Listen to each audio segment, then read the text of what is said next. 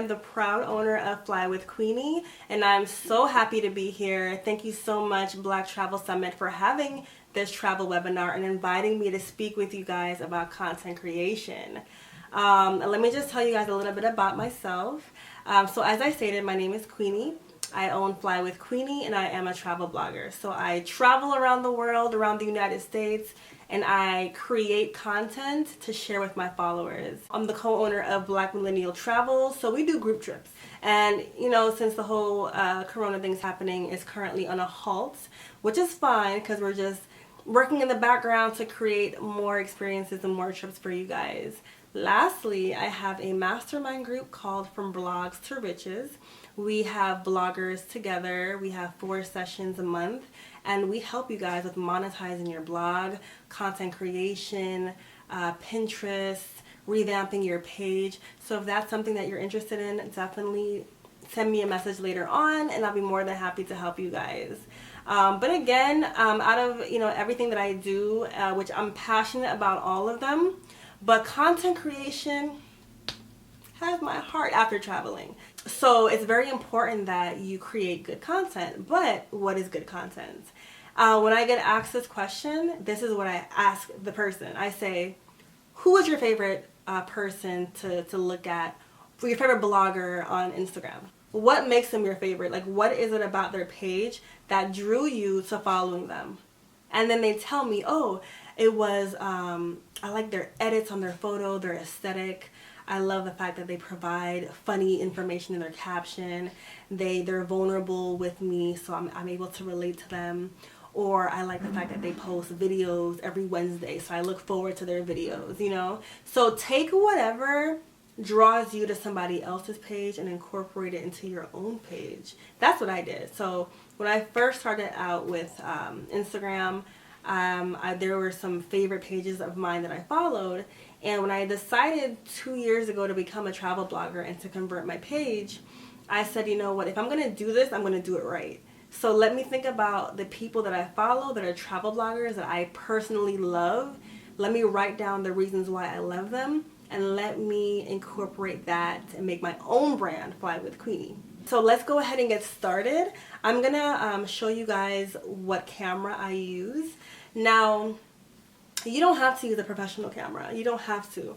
I have the iPhone 11 Pro Max right here, and it takes great photos. Like, you don't need to, you don't need to have to get an expensive camera. I want you guys to actually look at a page of a friend of mine who's a fellow travel blogger. I'm going to show you guys. It probably won't be clear because it's through camera, but Shakespeare Travels. She takes all of her pictures with her iPhone, and her photos are amazing. You would never guess. You would honestly think that she had a professional camera. Here is her feed. But she has an amazing feed. So my whole point in saying that is you do not have to spend $1,000+ on a DSLR camera or a mirrorless camera. You don't have to do that. You can use your phone. That's really all you need. Now, do I use my phone? No, but that's not the point. The point is you don't have to, because her page is dope to me, and I would have never guessed that she used her iPhone. Now, I do use my iPhone when it comes to me being on vacation and taking pictures of objects and of food. If it's an object or food, listen, I'm not going to take my big camera around with me. I'm just not going to do that. I'm going to use my phone because the quality is amazing. It really is amazing. But I'm using my DSLR Canon camera right now to record this, so I can't show you guys physically what it looks like. However, I have the box right here. This is my baby.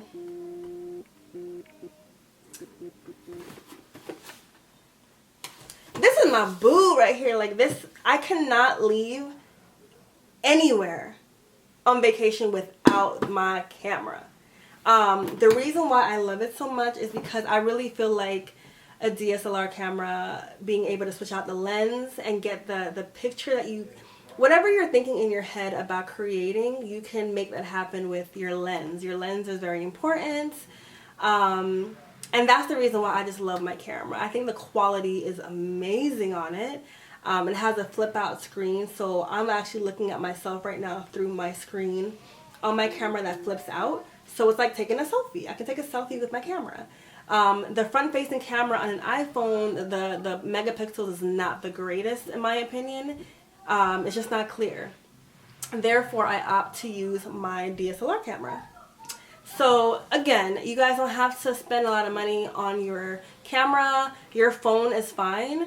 Your DSLR camera is fine. It is okay. You don't have to spend that much money, y'all. The second thing that I would like to point out is that if I'm at home, which I am right now, a good thing to use, because I'm in New York, right?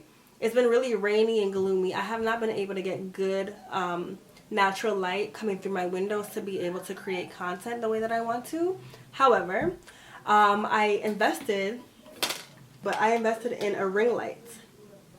Okay, this is a ring light tripod, and I got it from Amazon. You can change the height of it. You can put your phone right here. So I just had a mastermind session. Oh, hard to see it, but I put my phone right here. So that's definitely important. You can go on Amazon and buy that for like 20 bucks. It's not a lot of money, but it's worth the investment, trust me. So it's good that you invest in yourself. Get a ring light, get a tripod. Speaking of tripod, that's my next point. When I travel, believe it or not, y'all, I'm not a solo traveler. I'm not scared to travel solo. It's just that I have the dopest friends where if I were to call them right now and say, do you want to go to Mexico tomorrow? They're going to say, what time are we leaving? What flight is it? Give me the information. Let me pay for it right now and let's go. Like, that's exactly how my friends are. So I never travel solo because they're so dope. Now, because I travel with them does not mean they take my photo. I'm very picky with my photos, so unfortunately they don't have the honor of taking my photos. I use my tripod for every single trip. The only time I ask my friends to take my pictures is if I'm in a waterfall or by water, in the water, whatever, because I don't want to drop my camera in the water, you know. So I went on Amazon and I purchased a tripod. It was less than 30 bucks. It came with a bag as well, so I can walk in the airport with the bag. And I carry it everywhere with me, guys, because I'm very particular about my photos. I want it to be a certain way. And because my Canon camera has a flip screen, I can see my posture. I can fix my posture. I can turn my head. I can do things that I can't do if somebody else is taking my photo. I want to be able to see myself. If you're a solo traveler or if you're very particular or whatever the case is, you don't have to rely on people. You don't have to rely on stacking up books, although, hey, do what you do. But you don't have to. You know, for 20 bucks, you can go on Amazon and get a tripod, put it on the tripod, get a remote control like I have, click and snap and do it yourself, you know. Another thing, I feel most comfortable when somebody's not taking my photo because I feel like I have to rush. That way they're not just standing there taking my photo. So with the tripod, I don't care if my tripod stands there all day and takes my photo, you know. I put it on my tripod. I could be there for a whole hour. It doesn't matter because it's not a human being holding it, looking bored or like, okay, you need to hurry up now, you know. So invest in the tripod, y'all. It's $20. Like, it's not even that expensive. So invest in it. Get one and take your own photos or whatever you do with it when you're on vacation. That'll help with your content. So we talked about lighting. Lighting is very important. You don't want to take dark photos. You know, you don't want to go to somebody's profile and say, wait, what is that in the photo? Like, hold up. You want to be able to see crystal clear what you're looking at. Get a good camera. Get a tripod. Get a ring light or two, depending on your setup. What else? Oh, okay. So you can take the greatest photos, but a little editing won't hurt. Now, it doesn't mean that you should not be authentic and organic with your photos and lie about how things really look. It just means add a little oomph to it, you know. There's nothing wrong with lightening it up because it's dark outside or, you know, playing with the saturation. And I'm going to give you guys two of my favorite apps that I use to edit my photos. Number one, as you probably all know and probably all have, it's Lightroom. I love Lightroom. Listen, I love me some Lightroom. I use it on every single photo. Like, it is so easy, it's user friendly, it's free. It's free. Like, you don't have to pay anything for it, y'all. It's absolutely free. If you don't have it, download it, guys. It's so easy to use. You just upload your photo, and based off of what you feel like it needs, you can control the tools. You can slide up the brightness, lower the shadow. You can increase saturation and the contrast. There's so many things that you can do. Now, if you're not tech savvy, that is okay. There are presets that you can purchase online that'll change the way your photo looks for you. So for example, there are some photos that's very light and bright and airy with a nice tint of yellow. If that's what you're going for, you can purchase a preset. Basically, it's pre-selected enhancements for your photo. You just pop your photo in there, tap on the preset, and it changes everything for you. It changes the brightness, the shadows, the aesthetic of the tint of yellow. Everything is done for you because it's preset to those settings already. So if you're not tech savvy, listen, that we are living in a digital world where things are easy to come by, you know. So if you're not tech savvy, they have presets for you. You can even go on Pinterest and scroll through the presets that they have on there and find the one that you feel like you can have on every single one of your photos and purchase it. It's not expensive. It shouldn't be any more than like $10, $20 maximum if they're giving you a bundle deal, but they're really not expensive. It leaves less work for you. You don't have to go in every time and try to change the settings and try to make sure it matches the other photo. That's a lot of work. Now, I do it for my photo because my photos are very bright. So for me, editing is very easy because I'm just making sure the colors are popping in my photo. So depending on your look, you could either get a preset or you can just do it yourself. So Photoshop will be my next one. I love Photoshop. It's very simple. The Photoshop on the computer and the one on the app are totally different. The one on the computer, I don't really want to get into that because there's a lot you have to learn. But if you were to get the app, it's very, very simple. It is very simple. It's kind of like Lightroom. You can put your photo in there, edit the different settings to make the look of your photo different depending on what you're going for. So Lightroom and Photoshop, definitely download it, guys. They're both free. They're both free. Why not? I started Instagram in 2012.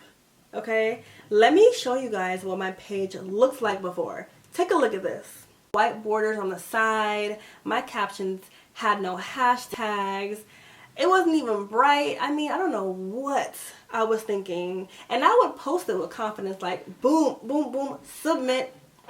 I would post it like I was the ish, you know. And it's funny, like when I look back at my feed, I'm like, you know, I'm like, what was I thinking? So compared to now, take a look. There's no comparison. Okay, there's no comparison, and I feel embarrassed even showing you guys what it looks like. But it's to also say that you can go from an okay or bad profile with your content to good content. Another tip that I want to say, and that I feel like you should always remember, you don't always have to post a photo of you in the picture. You don't have to. Not every photo has to have you in it. Although, yes, you'll get more likes with a photo of you in it. But just be true to who you are. Be true to whatever your niche is. And show a picture of landscape. Or show a picture of your garden if you're a lifestyle blogger. Or whatever it is. You don't have to be in every single photo. Yeah, you cute or whatever. But you don't have to be in every single photo. You know, so go outside, guys. Grab your cameras. Take photos and practice. You know, get a ring light, get a tripod, get those apps downloaded, and play around. This is the time, the perfect time. We are on social distancing, quarantine. This is the time to practice and perfect your craft. So before I leave, guys, I want to give you guys some do's and some don'ts. So here goes. My first don't is don't just stare at the screen and smile.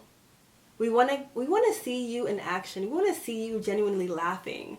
We want to see you rowing the boat in a different country on a canoe. You know, we want to see you in action where you're not focused on the camera, because it looks staged and it looks very like portraity, like you're out JCPenney in their portrait studio taking a photo. So just have somebody hold your camera or have your tripod and have them keep snapping photos of you in action. It's more welcoming and it's more relatable and it looks more real. Number 2, if you're doing a photo or a video, try to do it with your back camera, not your front camera, because your back camera has a higher megapixel, which means your photos will be a lot more clear rather than taking it with your front facing camera. I personally only use my front facing camera for Instagram stories. If I'm actually making a post, you're not going to catch me taking a photo with this front camera. It's going to be this back camera. Number 3, play around with poses. My favorite place to go to is Pinterest. When I need ideas on how to pose, I go to Pinterest because they have so much on there. You can learn so much. If you have a photo and you're always sitting, look at some other photos of people standing or people in action or holding their dress and twirling a certain way. Like, there's so many things that you can do and there's so many ways that you can pose. And that's really important. You don't want to always be sitting like this the entire time. Instead of sitting like this, sit like this or like this or like this or whatever. So posing is very, very important. Learn different poses, learn different ways of sitting, learn your angle. Play around, take photos of yourself. What is your angle? Is it this? Is it this? Is it this? What is it? Learn your angle and learn the different ways that you can incorporate a chair and pose differently, or, you know, sit on your bed and pose differently than the typical cliche way of posing. The last tip, guys, is utilize YouTube. If you guys are stuck with what to create, go on YouTube. They will help you with learning how to use your camera, learning how to use Photoshop, learn how to do anything. Basically, it's YouTube University. Whatever you want, you can find on YouTube. So don't be afraid to create. Don't be afraid to think outside of the box. Don't be afraid to get a thought in your head and try to make it into a reality. Don't be afraid to use a tripod and to take 1,000 photos, because you know what? Out of those 1,000 photos, you're going to find the right photo. So as I mentioned before, I have a Canon 70D and I have 3 different lenses. I have the kit lens that came with my camera. It's an 18mm. I only have 3 lenses right now, so they're expensive, so shoot. Right now I'm using my 24mm lens, and then I also have my 50mm. I love my 50mm. The quality is so crisp, it's crazy. This is $150 on YouTube. This is $150 on Amazon. My kit lens came with my camera, and then the one that I'm using right now was about $170 or so, I want to say. So I have 3 different lenses that I can play around with. I use my kit lens for certain things, and I use my 50mm for portraits. So once you learn your camera and what different lenses do for the picture, you can probably, you know, make a better idea and guess of what you're needing for your idea. I also have an extra battery with me whenever I travel, because I was in Bermuda one time and I was at this beautiful beach and I was like, oh my gosh, let's take some photos. I turned my camera on and it was flashing. It was about to die. And I was like, oh my gosh, I had no charger, no nothing with me. So ever since that crazy, horrible moment, I invested in a second battery. So I have 2 batteries for my camera. They are both charged at all times. Once one dies, it goes on the charger and it charges while I use the other one. Like, I will never be in a situation where I have a dead battery and I have no dope photos in this dope place. No, it's not gonna happen. Because you know what I had to do? I had to resort to my phone camera. And y'all know how I feel about my phone camera. I'd rather have my Canon, you know? So make sure you're prepared to get an extra battery. It's like $10 on Amazon. It's not that much money. And yeah, I hope you guys enjoyed all of these tips that I had for you guys today, and how I create content, what to do with your content, and how to get inspired with your content. I hope that you guys enjoyed watching, and have a wonderful day.